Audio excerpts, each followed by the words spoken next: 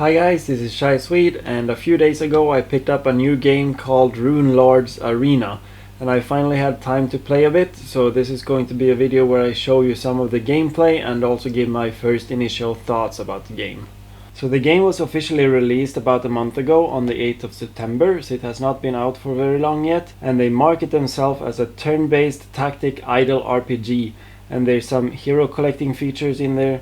And I would also say that the idle part of it is not very significant from what I've noticed so far, because you don't even unlock the ability to collect your idle rewards until you reach level 10 in the game.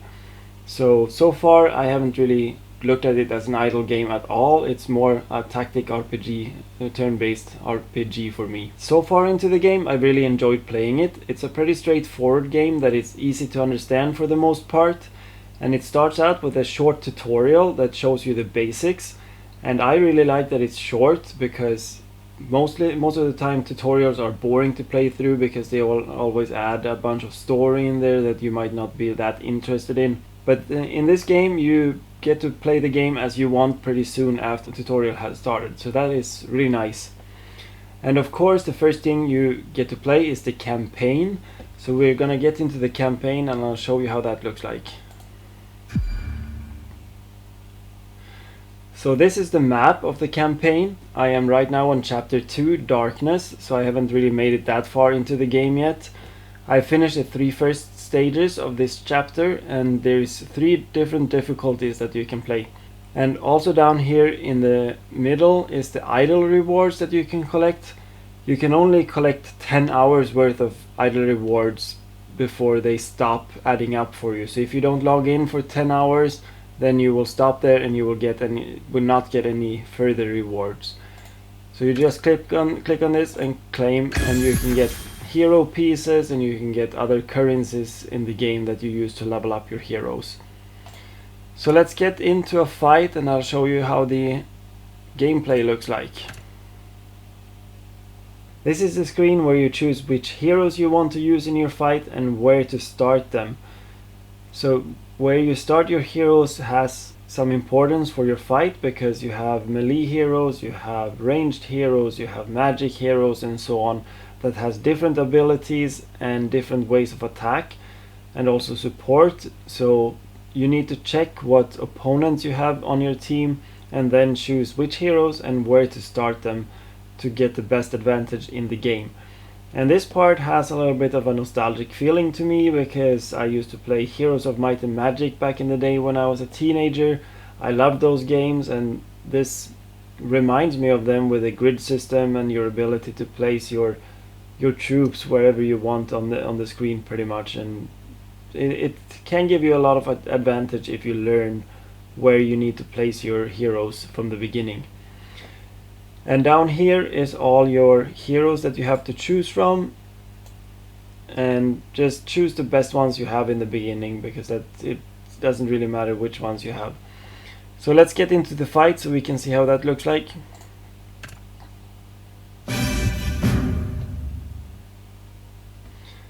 Once you get into the fight, you can choose if you want to do it manually. Then you have to move your heroes manually, and you have to use their abilities manually. And this is probably gonna be the best way to do it later on in the game, I'm guessing, when you need more tactics to win your fights. Right now I am quite significantly stronger than my opponents, so I usually do the auto button up here and let them fight on their own. So let's do that.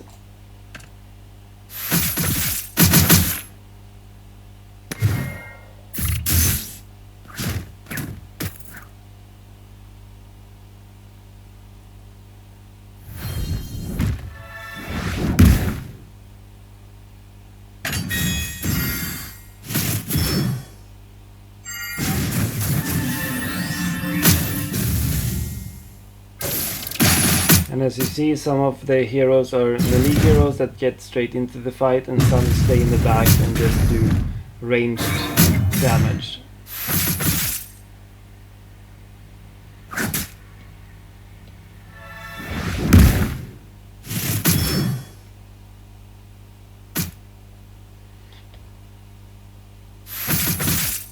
and there the fight is over and you get your rewards.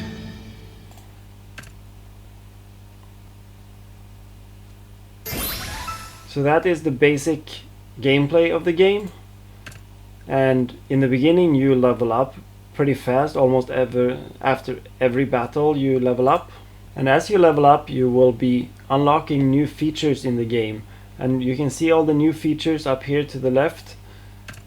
And as you see, in the beginning you kind of unlock a new feature for every level. It's gonna be different later on. There's gonna be a couple or more levels in between a new feature, but there is a bunch of new features to unlock, so it's gonna be interesting to see what they all are. And you also have a sign-in bonus. For every day you sign in you get a reward for at least for the 31st days. And you have quests in the game that you can finish, like this one you need to win in the arena, or you have success quests that pretty much is you progress into the game and you get rewards for that. And then you have the growth path, which is pretty much the same thing. You get rewards for progress in the game, in the campaign, or in the Mirage Tower. Over here on the right side you have things that you need to pay to get any use of, except for a couple of things. You have the 7-day login reward, which guarantees you another S tier hero after 7 days of logins, and you have some monthly things that you can do, like Autumn Festival. You can fight in the arena just one time and you get stuff for that. And you have season passes, where you get free things for progressing into the game, but you will also get better stuff if you pay for a season pass. And here at the bottom you have the store where you go to buy things. You have the heroes, and these are all the heroes you get, and here you can see all the heroes in the game that you can collect, so you know how far you've gotten into your collection. And this is also very easy to understand and very easy to do something with. Here you can upgrade your heroes, upgrade the level. These runes I have not unlocked yet, so I don't know what that is really. You can upgrade your skills, and you can put extra stars on your heroes. So you need to put extra stars on them to be able to level them up. So at 6 stars you can go to level 60.